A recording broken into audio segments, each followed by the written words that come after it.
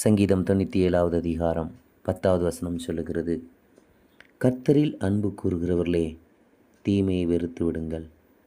அவர் தம்முடைய பரிசுத்தவான்களின் ஆத்துமாவை காப்பாற்றி துன்மார்க்கரின் கைக்கு அவர்களை தப்புவிக்கிறார்.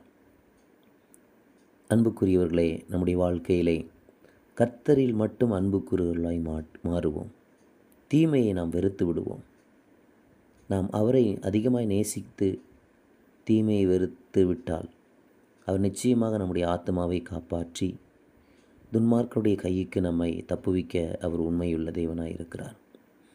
கர்த்தரில் அன்பு கூறுகிறவர்களுக்கு எல்லாம் சகலமும் நன்மைக்கு ஏதுவாக நடக்கும்.